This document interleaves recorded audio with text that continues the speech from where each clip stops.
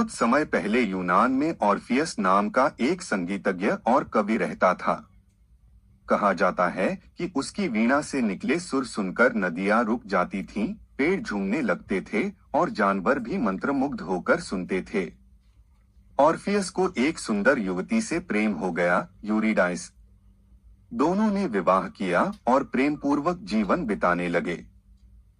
एक दिन यूरिडाइस जंगल में टहल रही थी कि एक जहरीले सांप ने उसे डस लिया।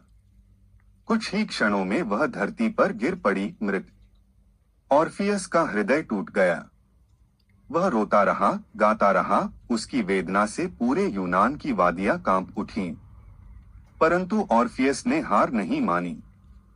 उसने निर्णय लिया कि वह अधोलोक, अंडरवर्ल्ड जाएगा और अपनी पत्नी को वापस लाएगा।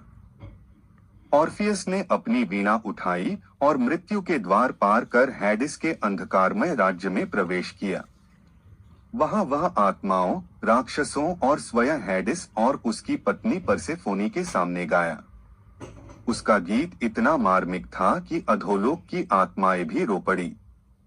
हैडिस भी पिघल गया और उसने कहा, तुम यूरिडाइस को ले जा सकते हो, पर एक शर्त है, जब तक तुम अधोलोक से पूरी तरह बाहर नहीं निकलते, तुम पीछे मुड़कर उसे नहीं देखोगे।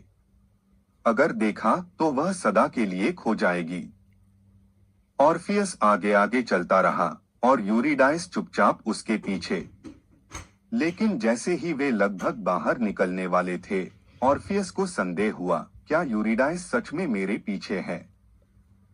उसके मन में भय जागा। क्या वह अकेला तो नहीं चल रहा? और बस उस अंतिम क्षण में वह मुड़ गया। यूरिडाइस की छाया मुस्कुराई और धीरे धीरे अधोलोक की गहराई में विलीन हो गई।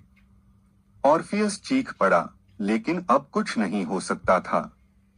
ऑर्फियस ने फिर कभी वीणा नहीं बजाई। वह जंगलों में भटकता रहा, अपनी यूरिडाइस को पुकारता रहा।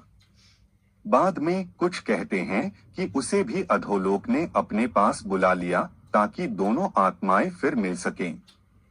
इस कहानी से ये सीख मिलती है कि प्रेम केवल भाव नहीं, विश्वास की परीक्षा भी है। कभी कभी अंतिम क्षणों में किया गया संदेह सबसे गहरा पछतावा बन जाता है।